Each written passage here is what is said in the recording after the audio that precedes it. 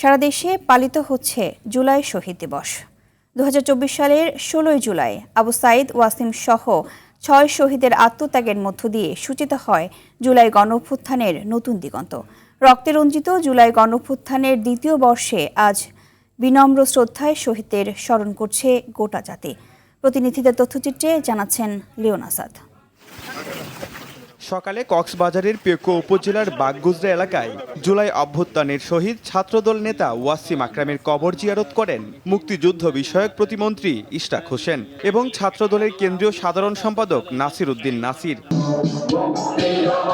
চট্টগ্রামে জুলাই শহীদ বেদিতে পুষ্পস্তবক অর্পণ করেন সিটি কর্পোরেশনের মেয়র ডাক্তার শাহাদাত হোসেন। তবে শহীদ বেদিতে চট্টগ্রামের প্রথম শহীদ ওয়াসিমের নাম না থাকায় ক্ষোভ প্রকাশ করেন তিনি। অন্যদিকে চট্টগ্রাম বিশ্ববিদ্যালয় ছাত্রদলের উদ্যোগে বুধবার দিবাগত রাতে শহীদ মিনার প্রাঙ্গণে সমবেত কণ্ঠে পরিবেশিত হয় জুলাইয়ের গান।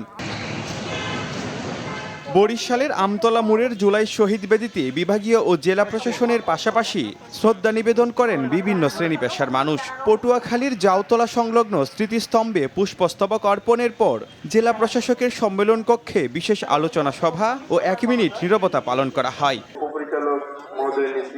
যশোরের শার্শা উপজেলা প্রশাসনের উদ্যোগে বেনাপুলের বড় আচরায় শহীদ আবু আবদুল্লাহর কবর জিয়ারত ও ফাতেহা পাঠ করা হয়। ফরিদপুরে জেলা প্রশাসকের নেতৃত্বে হাসিবুল হাসান লাবলু সড়কে নির্মিত শহীদ বেদিতে পুষ্পস্তবক অর্পণ করা হয়। হবিগঞ্জ জেলা শিল্পকলা একাডেমি এবং দিনাজপুর, হিলি ও লক্ষ্মীপুরে অনুষ্ঠিত হয়েছে বিশেষ আলোচনা সভা।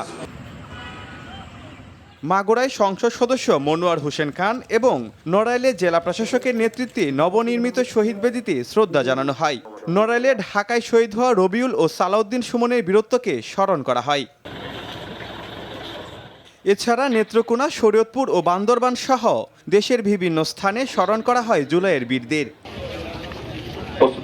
এছাড়া নেত্রকোনা, শরীয়তপুর ও বান্দরবান সহ দেশের বিভিন্ন স্থানে স্মরণ করা হয় জুলাইয়ের বীরদের। তবে 2 বছরও কারো সাজা কার্যকর না হওয়ায় রাজবাড়ী সহ বেশ কয়েক জায়গায় ক্ষোভ প্রকাশ করেন শহীদ পরিবারের সদস্যরা। Leon Azad, RTV।